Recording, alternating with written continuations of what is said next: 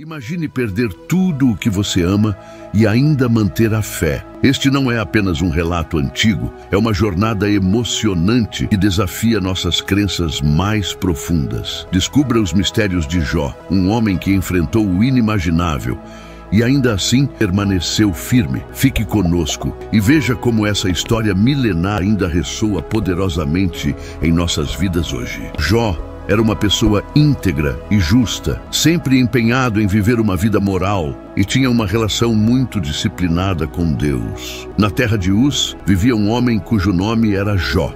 Este homem era irrepreensível e honesto, temia a Deus e evitava o mal. Ele tinha 7 filhos e 3 filhas, possuía 7.000 ovelhas, 3.000 camelos, 500 jugos de bois, 500 jumentos e uma grande quantidade de servos. Era considerado o maior entre todos os povos do Oriente. Os filhos de Jó costumavam realizar festas em suas casas, em seus aniversários, e convidavam suas 3 irmãs para comer e beber com eles. Após um período de celebrações, Jó organizava um ritual de purificação para eles. Bem cedo pela manhã, ele oferecia um sacrifício queimado por cada um, pensando: talvez meus filhos tenham pecado e amaldiçoado Deus em seus corações. Essa era a prática constante de Jó, conforme descrito no primeiro capítulo, versículos de 1 a 5. Deus destacou as virtudes de Jó para Satanás.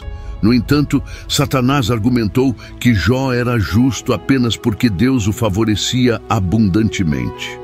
Certo dia, os anjos vieram se apresentar perante o Senhor, e Satanás também estava entre eles. O Senhor perguntou a Satanás: de onde você vem? Satanás respondeu ao Senhor andando por toda a terra, indo e vindo por ela. Então o Senhor disse a Satanás: você reparou no meu servo Jó? Não há ninguém na terra como ele, um homem íntegro e correto, que teme a Deus e evita o mal. Será que Jó teme a Deus sem motivo? Replicou Satanás. Você não colocou uma proteção ao redor dele, de sua casa e de tudo o que ele possui? Você abençoou tudo o que ele faz, e seus rebanhos e manadas se espalharam pela terra.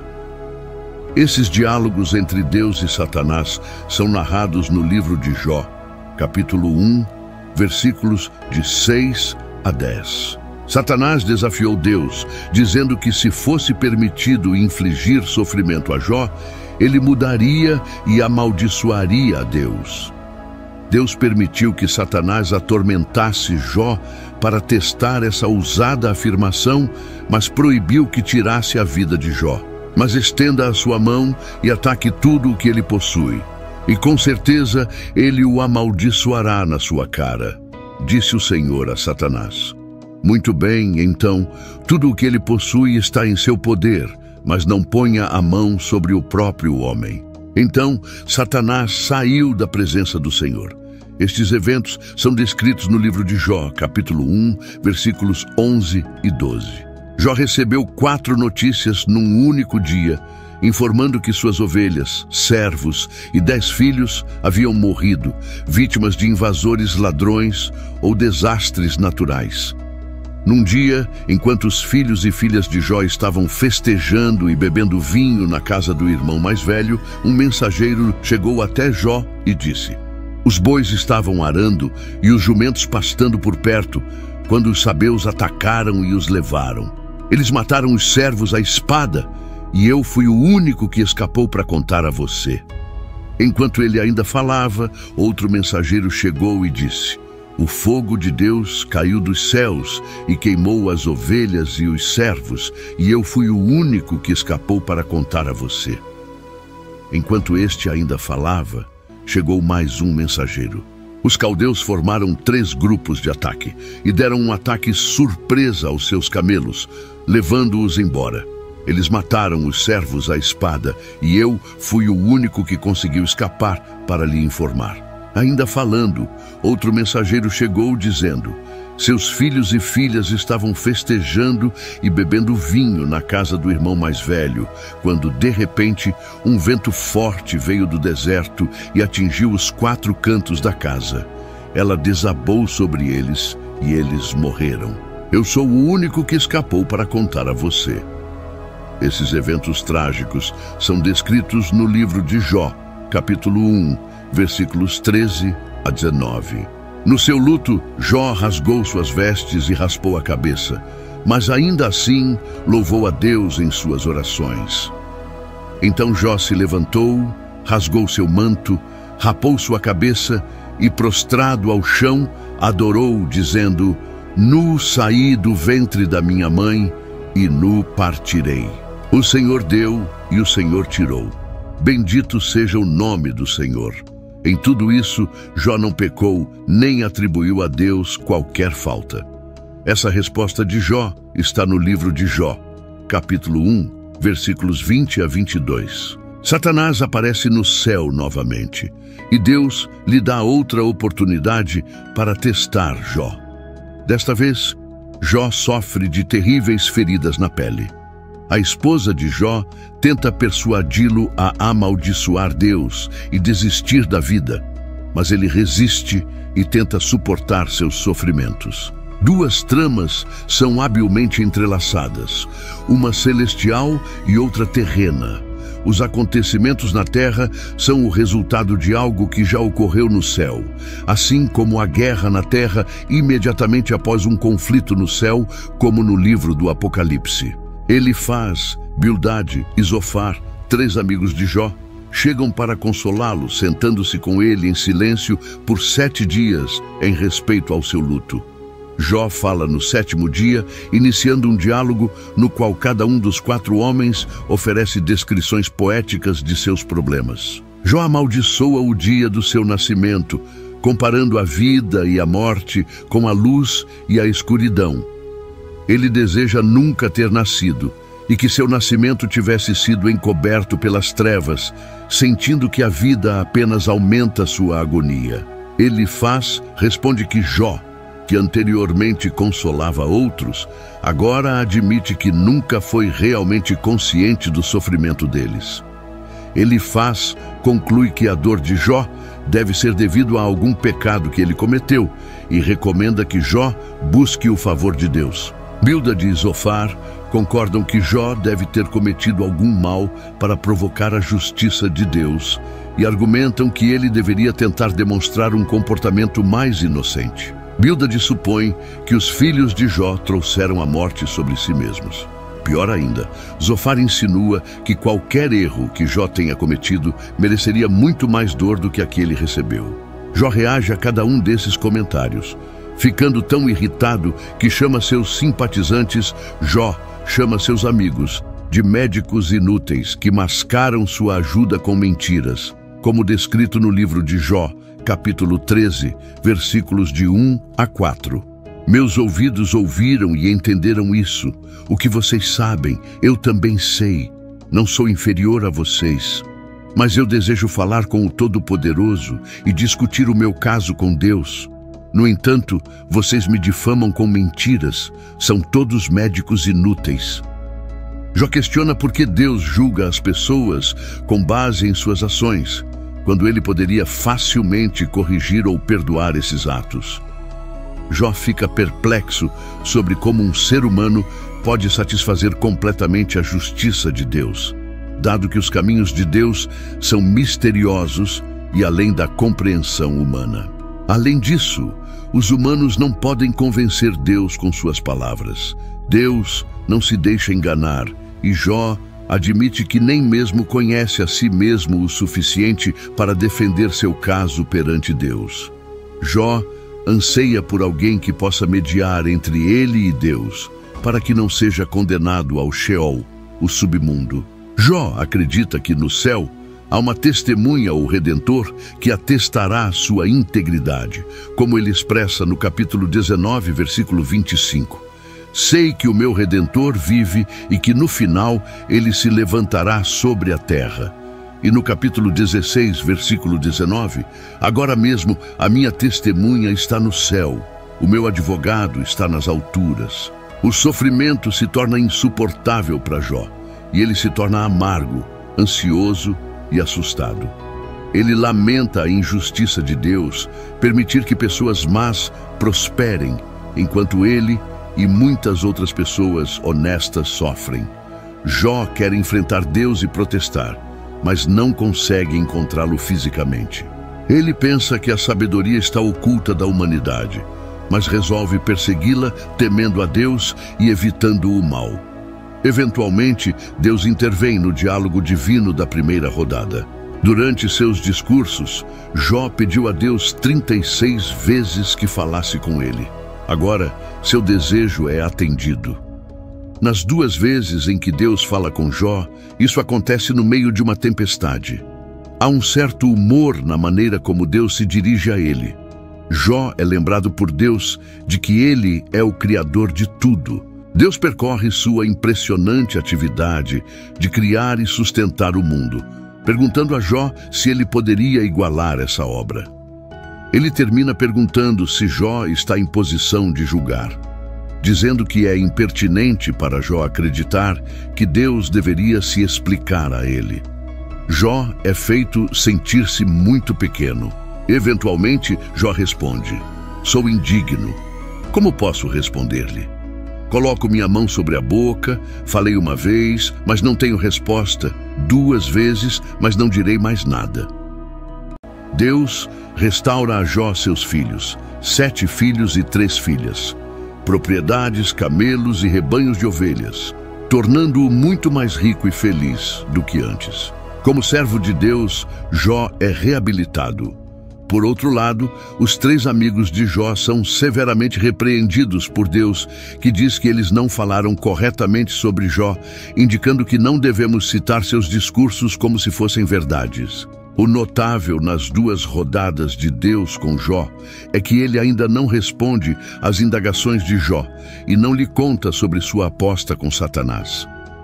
Jó não precisava saber o que estava acontecendo no céu, porque Deus tinha seus motivos para permitir que ele sofresse. Devemos ter em mente uma diferença aguda entre a compreensão judaica deste livro e a cristã.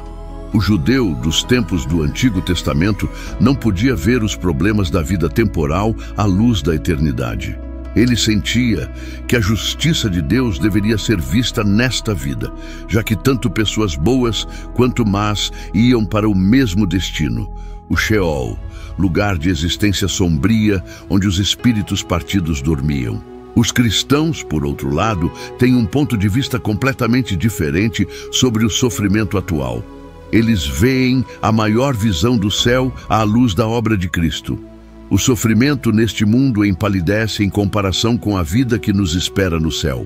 Consequentemente, há apenas insinuações de vida após a morte ao longo do livro de Jó. Em um momento, Jó declara que encontrará Deus após sua morte. Mas este não é um tema recorrente no livro, e ele não tem ideia de como isso acontecerá. O livro de Jó tem 2 tramas principais, a trama divina e a terrena. O livro começa com a trama celestial, a reunião de Deus no céu com Satanás. Satanás era um anjo cuja função era relatar pecados. Ele era o advogado de acusação de Deus, que viajava pela terra para relatar a Deus como eram os seres humanos. No tempo de Jó, Satanás havia se tornado tão cínico que não acreditava que alguém pudesse amar a Deus pelo próprio Deus. Ele acreditava que as pessoas só amavam a Deus pelo que ele podia lhes proporcionar. Assim, ocorre um debate entre Deus e Satanás, com Satanás argumentando exatamente isso. Deus pergunta a Satanás se ele encontrou Jó em suas viagens pela terra. Jó me ama, porque ele me ama, não por qualquer bênção que recebeu, afirma Deus. Esse encontro nos ensina verdades valiosas sobre Satanás. Primeiramente, sugere que ele não pode estar em 2 lugares ao mesmo tempo, não sendo dotado da onipresença de Deus. A trama humana, o debate entre Jó e seus companheiros, ocupa a maior parte do livro. Por que Jó está sofrendo mais do que outras pessoas? É a questão central abordada. Existem 2 pontos de vista. A. Os amigos estão certos de que o sofrimento de Jó é devido ao seu pecado. B. Jó tem certeza de que não está pecando e protesta sua inocência. A troca é cheia de suspense, pois o leitor sabe que Jó está correto. A estrutura de duas tramas do livro nos lembra que ninguém conhece o quadro completo quando se trata de entender por que as pessoas sofrem. Deve ser muito difícil se defender quando se está em tanta miséria. Além da busca por explicações, todos são confrontados com uma pergunta maior. Posso continuar a acreditar em um Deus bom quando tudo parece estar dando errado? O livro de Jó oferece uma resposta a essa pergunta. Qual foi a maior dor de Jó? Isso esclarece a importância deste tópico. Foi uma confrontação física. Ele estava coberto de feridas da cabeça aos pés, cansado, exausto e em dor excruciante. Socialmente, devido à sua aparência física e ao fato de que a comunidade local estava ciente de sua recente tragédia, ele se tornou um pária social. As pessoas andavam do outro lado da rua, em vez de conversar com ele, enquanto ele se sentava na pilha de cinzas na extremidade da aldeia. Até os adolescentes riam dele. Mentalmente, ele enfrentou a dor mental de não saber por que essas coisas angustiantes estavam acontecendo com ele, especialmente porque parecia não haver nada em seu passado que apontasse para isso. Espiritualmente, sua angústia espiritual era muito pior do que qualquer outra, pois ele se sentia afastado de Deus. Jó clamou, implorando a Deus para localizá-lo, falar com ele e até mesmo discutir com ele. Essa foi a verdadeira dor mais excruciante. O sofrimento é muito mais agonizante se acreditarmos que Deus está distante e desinteressado. No entanto, quando Jó finalmente conseguiu falar com Deus, as coisas não aconteceram como planejado. Para os cristãos, o livro de Jó pode ser visto no contexto do Novo Testamento. 1. Deus permitiu que Satanás provocasse a morte de Jesus na cruz, com o próprio filho perguntando, "Meu Deus, por quê?" Assim como com Jó, Deus não explicou por quê.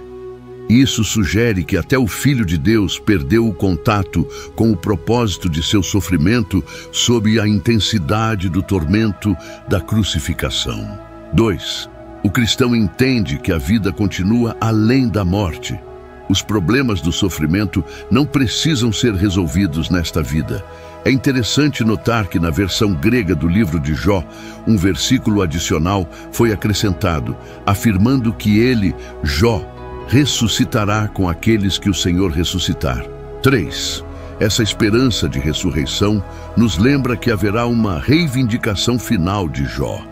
Os cristãos acreditam que Jesus retornará para julgar os vivos e os mortos no final dos tempos. Um dia haverá uma cena de tribunal em que Jesus se sentará como juiz, e todas as pessoas más e piedosas que já viveram estarão diante de seu trono para serem julgadas de acordo com suas ações no corpo. Então, tudo pelo que Jó ansiou está prestes a se tornar realidade. A justiça de Deus será aplicada a toda a raça humana em uma reivindicação pública de justiça. Acabamos de explorar as profundezas da história de Jó, uma jornada de fé, sofrimento e redenção que toca a alma e desafia nossa compreensão. Se você se sentiu inspirado, intrigado ou até mesmo questionando, saiba que há muito mais a descobrir. Cada história que compartilhamos aqui é uma nova oportunidade de olhar para dentro de nós mesmos e para o mundo ao nosso redor. Não perca nenhum momento dessas explorações fascinantes. Inscreva-se agora. Dê um like se você se conectou com a história de hoje e compartilhe nos comentários como ela impactou você. E não se esqueça de compartilhar este vídeo com alguém que, como você, ama desvendar os mistérios da vida e da fé. Juntos, vamos continuar essa jornada de descoberta e inspiração. Obrigado por assistir e até a próxima.